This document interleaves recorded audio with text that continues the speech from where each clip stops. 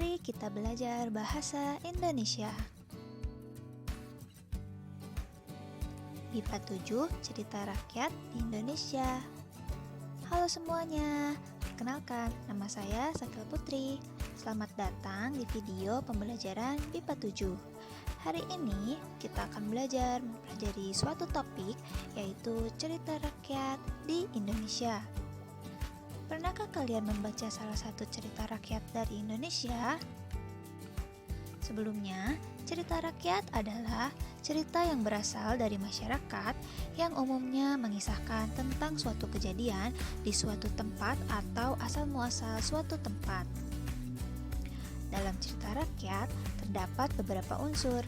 Yang pertama ada tema, lalu latar yang terdiri dari latar tempat, latar suasana, dan latar waktu. Kemudian ada juga tokoh, alur, sudut pandang, dan terakhir pesan moral. Baiklah, kalau begitu mari kita simak salah satu video cerita rakyat Indonesia yang berjudul Telaga Sarangan.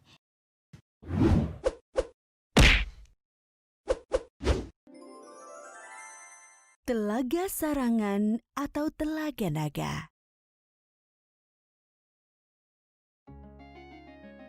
Telaga Sarangan adalah sebuah danau vulkanik yang terletak di lereng Gunung Lawu, Magetan, Jawa Timur.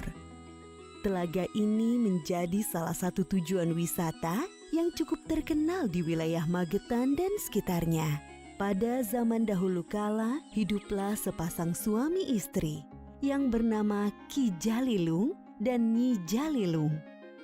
Mereka hidup sederhana dan bahagia di sebuah pondok kecil pada sebuah tepian hutan di lereng Gunung Lawu nan sejuk. Sehari-hari, Ki Jalilung bercocok tanam jagung di sebuah ladang. Ki Jalilung merasa bahagia karena tanaman jagungnya tumbuh subur. Nyi, hari ini aku akan ke ladang untuk menyiangi pohon-pohon yang menutupi tanaman. Iya Ki, hati-hati di ladang. Jangan pulang terlalu sore. Ki Jalilung selalu bekerja dengan giat merawat ladang.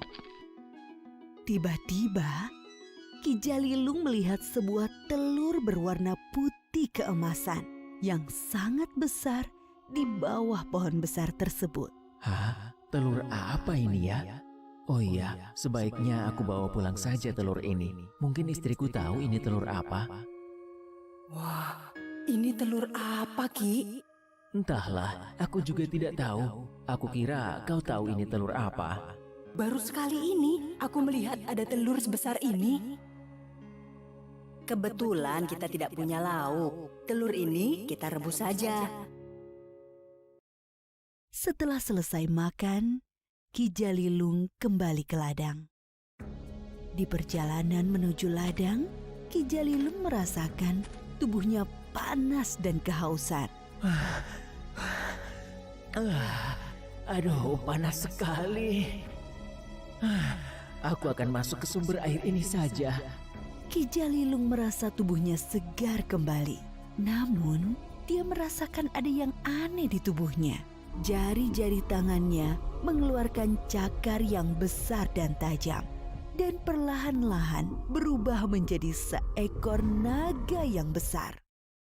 Di rumah, Nyi Jalilung juga merasakan panas di tubuhnya. Kemudian, Nyi Jalilung segera pergi mencari suaminya. Dia mendengar suara naga dan merasa takut. Apa itu suara naga? Aku harus ke Ki Jalilung. Sampailah Nyi Jalilung ke sumber air tempat suaminya menjadi naga. Nyi Jalilung sangat terkejut melihat ada seekor naga besar melingkar di sumber air. Tiba-tiba dia merasakan ada yang aneh di tubuhnya. Jari-jarinya mengeluarkan cakar yang tajam dan menjadi seekor naga yang besar. Dan kini ada dua naga yang berenang di sumber air tersebut. Mereka berenang sangat cepat.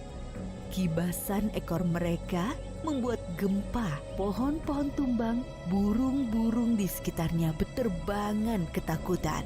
Kedua naga berenang mengitari permukaan telaga dengan cepat, hingga terbentuklah sebuah pulau kecil di tengah-tengahnya. Kemudian naga tersebut menyelam ke dalam air dan tidak pernah muncul kembali.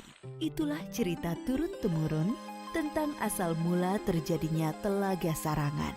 Sampai sekarang masyarakat di sekitar Telaga Sarangan mempercayai bahwa 2 ekor naga tersebut masih ada dan hidup di dasar telaga. Sarangan adalah istilah masyarakat sekitar untuk menyebut naga. Jadi, Telaga Sarangan bisa disebut juga dengan nama Telaga Naga.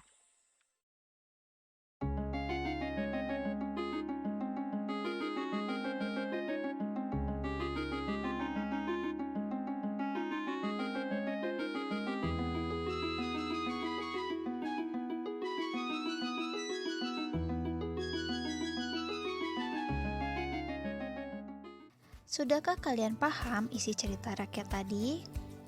Menurut kalian, apa saja unsur yang terkandung dalam cerita tersebut?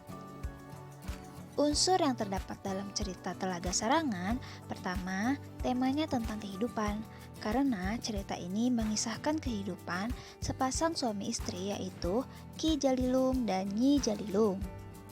Untuk latar, yang pertama, latar tempat ada di pondok saat Ki Jalilung dan Nyi Jalilung memakan sebuah telur. Dan juga yang kedua itu sumber air, yaitu saat mereka berdua berubah menjadi naga. Sedangkan untuk latar waktu tidak disebutkan dalam cerita tersebut. Selanjutnya ada tokoh, yaitu ada Ki Jalilung dan Nyi Jalilung. Ki Jalilung yang bersifat selalu bekerja keras dan Nyi Jalilung yang baik hati.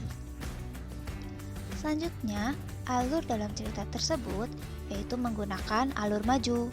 Untuk sudut pandang yang digunakan yaitu sudut pandang orang ketiga. Dan terakhir, pesan moral yang dapat diambil yaitu kita semua harus selalu bekerja keras dan bersyukur bagaimanapun keadaan kita. Bagaimana, sudah mengerti? Jika sudah, mari kita cari tahu makna kias yang ada dalam cerita. Sebelumnya, makna kias adalah makna yang mengandung pengandaian atau pengibaratan. Pengertian secara sederhananya yaitu berarti makna yang bukan sebenarnya. Contoh makna kias yang terdapat dalam cerita tersebut adalah yang pertama, naga melingkari sumber air. Di sini bukan berarti naga yang berputar melingkar di sekitar sumber air, tapi artinya ia sedang terduduk di dekat sumber air. Yang kedua, ada sarangan. Di dalam Kamus Besar Bahasa Indonesia, ini berarti sebuah jenis tanaman. Tetapi di daerah tersebut, sarangan adalah sebutan untuk naga. Nah, bagaimana? Sudahkah paham?